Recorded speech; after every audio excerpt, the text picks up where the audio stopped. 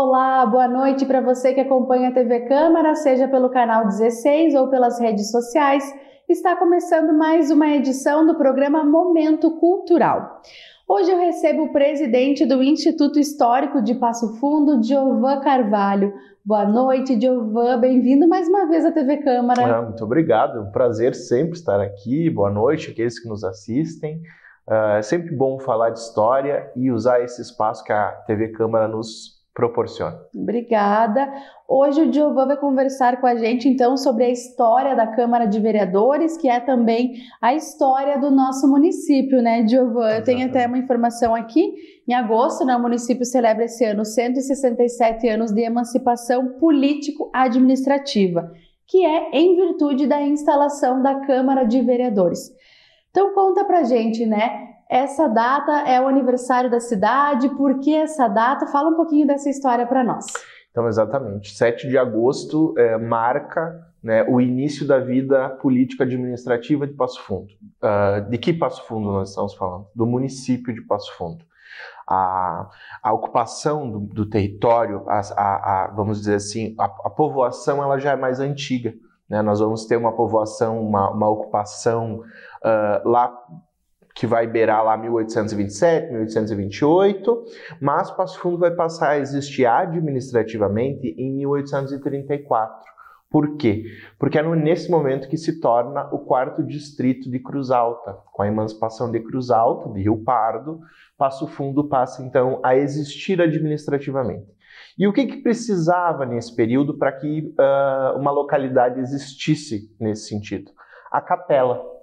A Igreja Católica e o Estado estavam juntos nesse período, nós estamos vivendo o período do Império no Brasil, então a existência de uma capela era fundamental para que essa localidade existisse. Então é criada, é construída a capela de Nossa Senhora da Conceição Aparecida do Passo Fundo.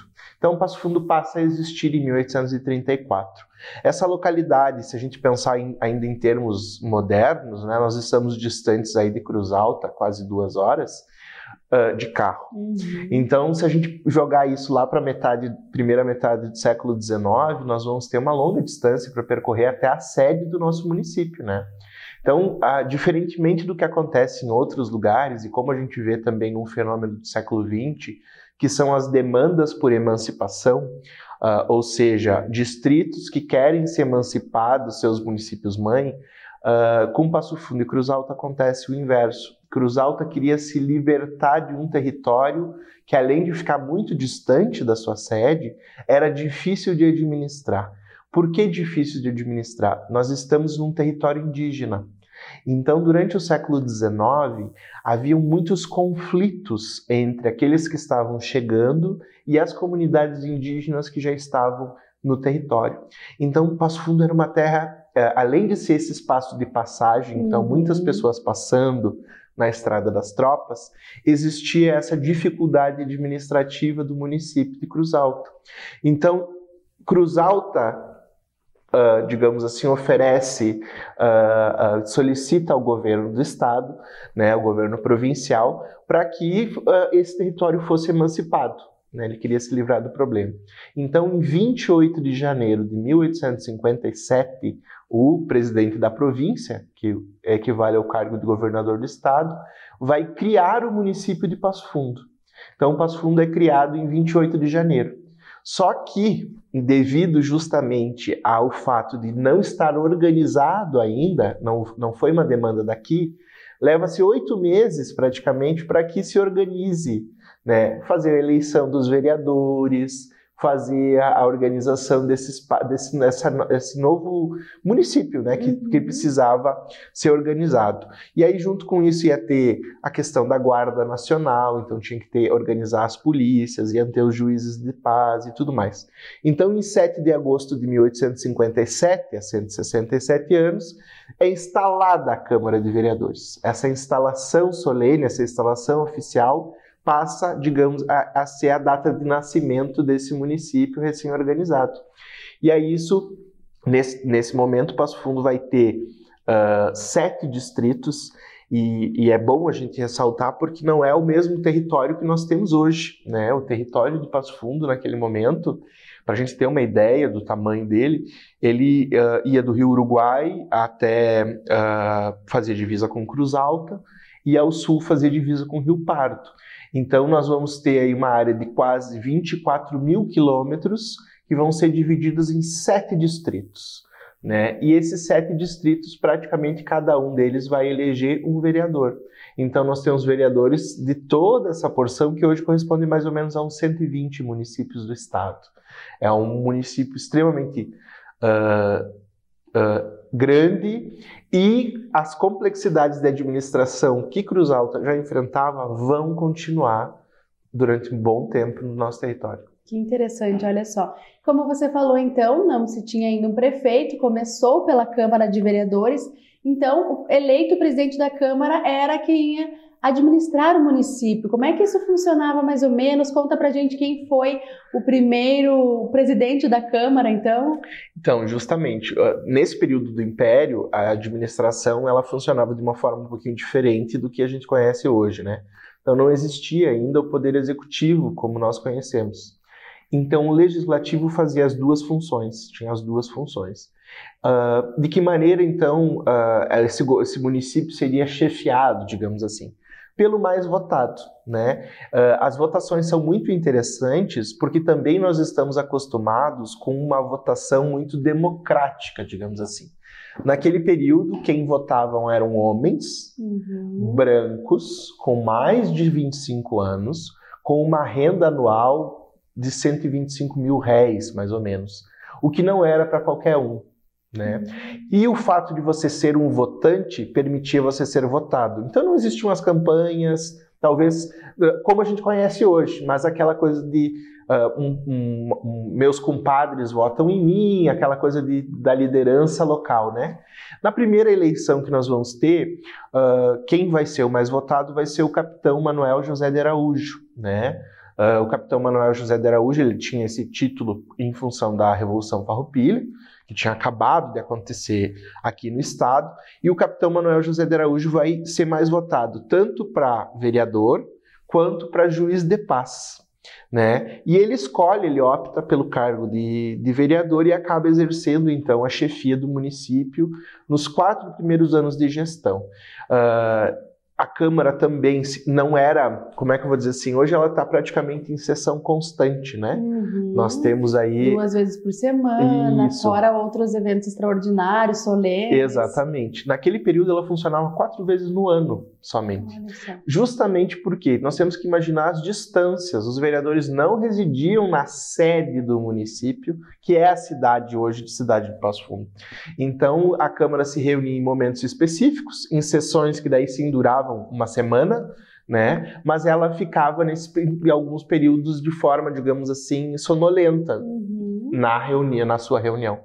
E o presidente residia na sede, nesse caso na primeira gestão, então ele tinha também um pouco mais de presença nesse primeiro período administrativo, digamos assim. Uma coisa que se mantém é que então o período durava 4 anos e isso permanece até hoje. Exatamente, 4 anos, de 4 em 4 anos.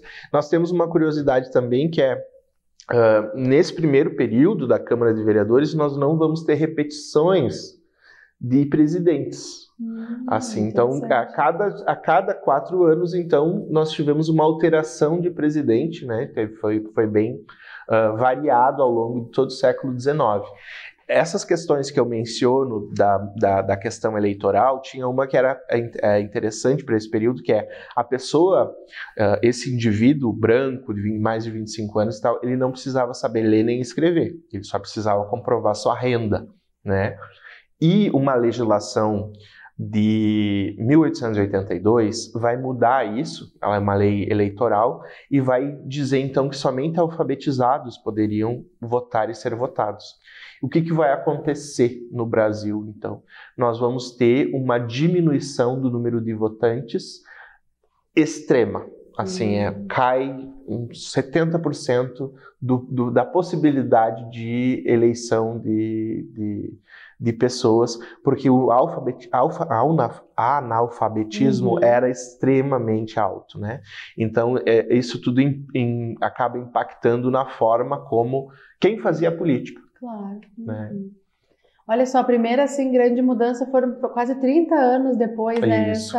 Essa questão de quem era apto, né, a ser eleito ou não. Isso depois a gente falar de outras questões, como a idade, como mulheres, como, né, exatamente. Muita coisa. População negra, por exemplo, os escravizados libertos, né, que era a população negra majoritariamente, não era permitida a votação, né? Então, essas mudanças, essas conquistas, elas vão acontecendo com o passar do tempo, e a Câmara, como tu bem disseste no início, a Câmara de Passo Fundo, apesar de ter momentos em que ela não deixou de existir, a gente pode falar disso, ela acompanha a história política e administrativa do município, né? A história de Passo Fundo, o município de Passo Fundo, ela está extremamente ligada e vinculada à Câmara de Vereadores. Giovana, antes da gente terminar esse primeiro bloco, eu preciso perguntar uma coisa, assim, porque eu estou bem impressionada com o teu conhecimento histórico. Além do presidente do Instituto, você é um pesquisador desse tema, então? Sim, eu estou finalizando um doutorado em História, apesar de não estudar Passo Fundo. Não é a minha pesquisa... Imagina se fosse, então. Não é minha pesquisa de carreira, digamos assim, entendi. né? Mas a temática da história do Passo Fundo, ela é muito interessante e muito, como é que eu vou dizer, às vezes esquecida. A gente acha que a gente sabe que tudo já foi feito, que tudo já foi escrito. E, na verdade, existe uma grande documentação que não foi consultada ainda por pesquisadores, que nos revelam questões, digamos assim, que acabaram ficando no passado, porque o passado não existe, né? Nós, hoje, que vamos até documentos, objetos, itens, e vamos construir uma história sobre aquele passado. E se não tiver provas, então não existe mesmo, né? Não, Que precisamos de vestígios. Giovana, a gente vai encerrando o primeiro bloco do nosso programa, mas em seguida a gente retorna então com outras informações sobre a história da nossa Câmara de Vereadores do município aqui de Passo Fundo, com o presidente do Instituto Histórico da nossa cidade.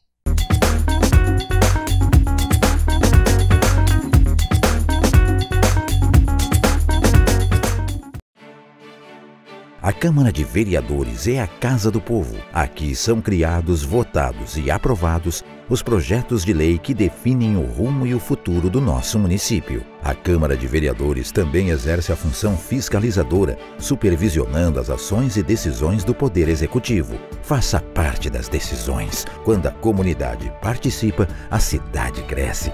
E as conquistas são de todos. Câmara de Vereadores de Passo Fundo.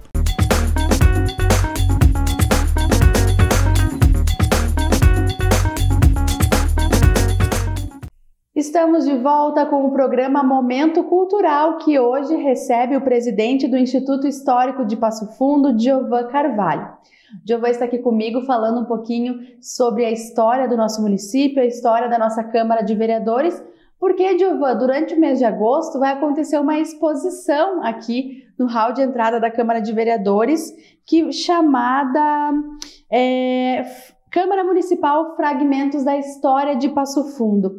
O que o público vai encontrar, então, nessa exposição, Giovana? Então, justamente, como eu mencionei antes, a Câmara de Passo Fundo acompanha a história, o fazer de Passo Fundo, né? No século XIX ainda como executivo e legislativo, mas depois como consultiva e depois ainda como proponente e desenvolvendo projetos.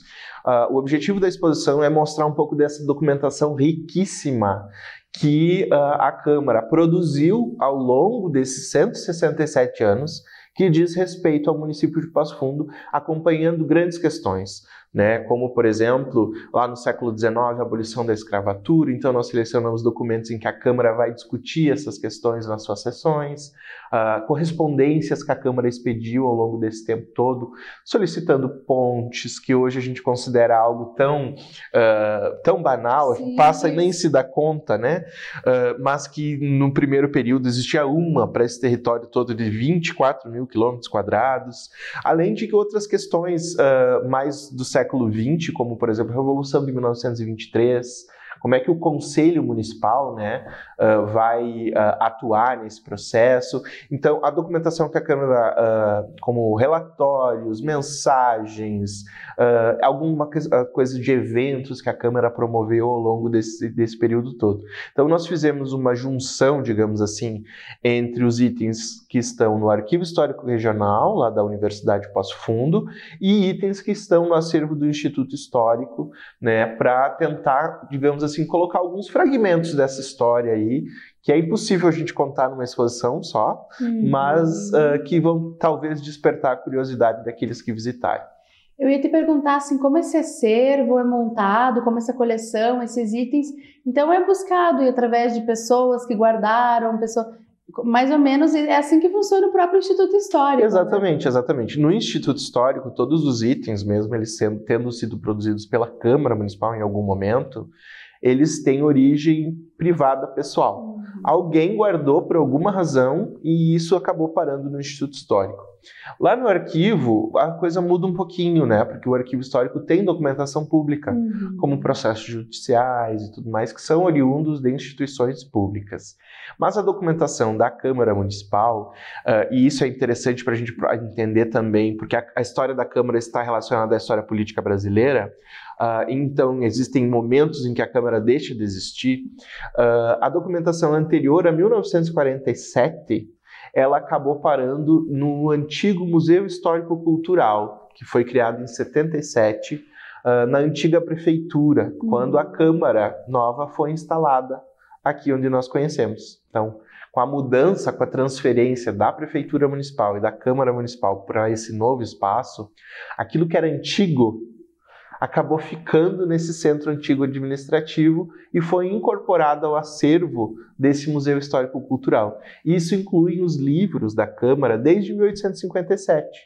Então, a documentação, toda essa documentação de atas, correspondências, tudo isso ficou para trás, o Museu Histórico abarcou.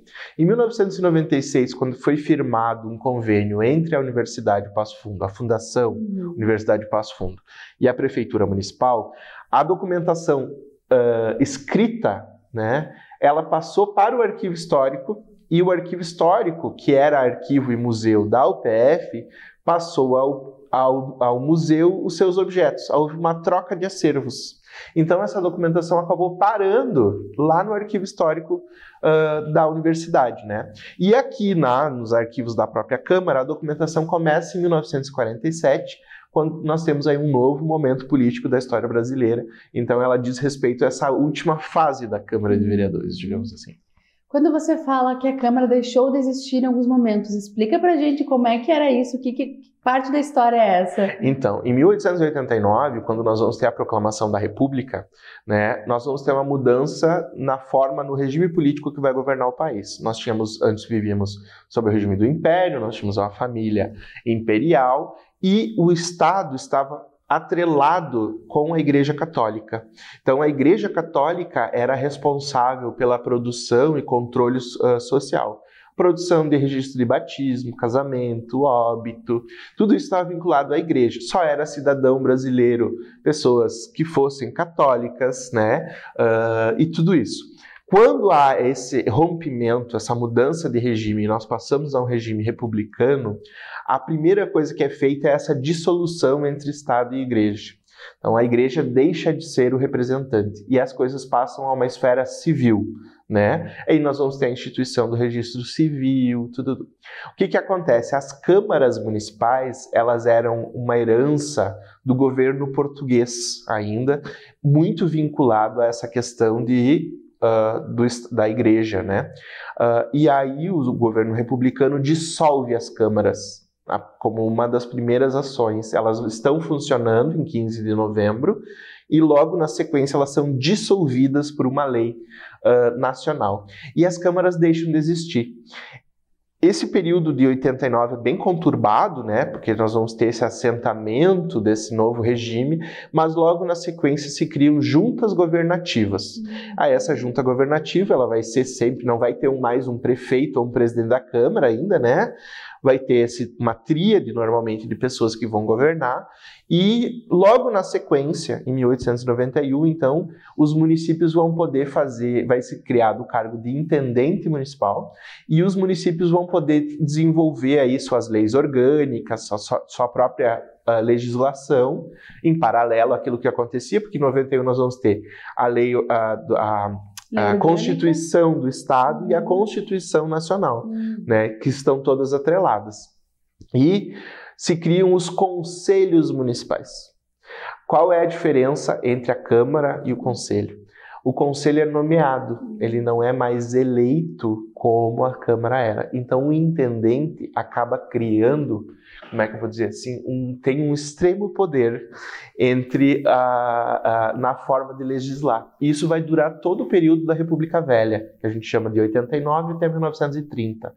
Em 1930, quando Vargas assume o poder, dá o golpe, né, faz a Revolução de 30, passando por Passo Fundo, em outubro, aqui pelo trem, e chega lá e acaba com a República Velha, o que isso significa? Ele extingue o cargo de intendente municipal e aí se cria o cargo de prefeito municipal. E, mesmo assim, as câmaras elas vão existir durante um período bem curto, porque Vargas vai dar um golpe, e o golpe do Estado Novo, as câmaras são extintas novamente. Então, nesse período de extinção das câmaras, os conselhos que funcionam, eles têm basicamente a mesma função, que é, digamos assim, ajustar, regular o cargo do executivo, né? E aí, em 1946, quando a era Vargas é finalizada, né, que nós temos Vargas deixa o poder e nós vamos voltar a ter um período, ou melhor dizendo, talvez vamos iniciar um período mais democrático da política brasileira, as câmaras são recriadas. Aí sim, nos moldes que nós conhecemos hoje, né, num período que, a partir de 1946, as mulheres já vão ser votantes, né, já vão poder votar. Então, se muda, de fato, a forma do regime político e as câmaras voltam a existir. E a Câmara Municipal, daí, não encerra mais suas atividades nesse período todo. Isso a gente está falando de menos de 80 anos atrás, né? Ou seja, muitos dos nossos avós, bisavós, passaram por esse período, né, Giovan, onde, olha, quantas transformações, quantas mudanças, né? Exatamente.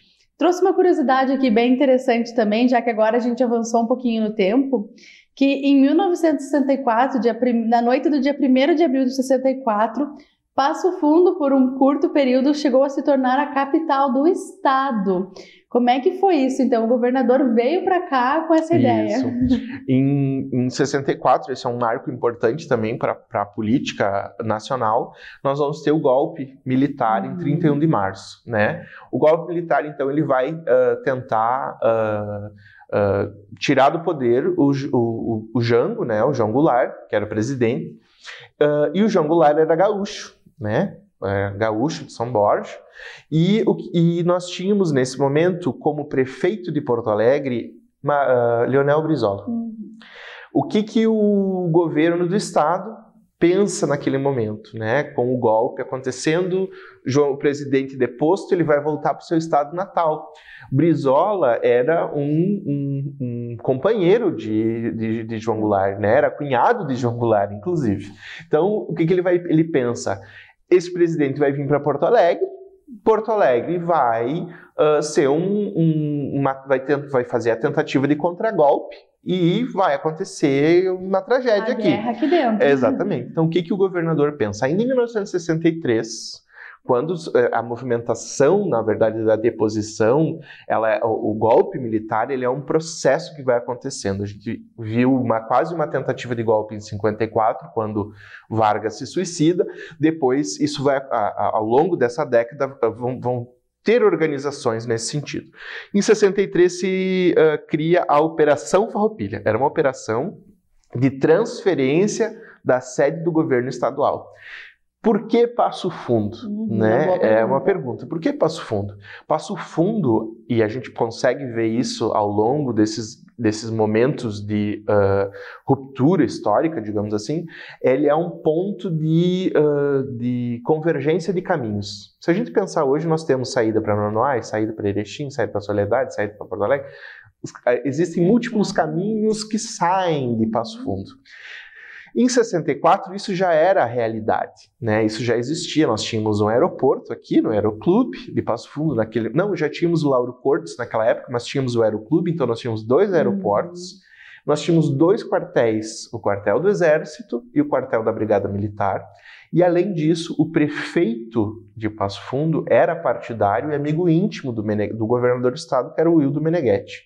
Então, na verdade, Meneghetti, ao longo de 64, já havia estado 3 vezes em Passo Fundo. Então, se a gente pensar que de janeiro a início de abril, um governador já tinha estado 3 vezes, em 3 ocasiões em Passo Fundo, ele escolhe Passo Fundo e transfere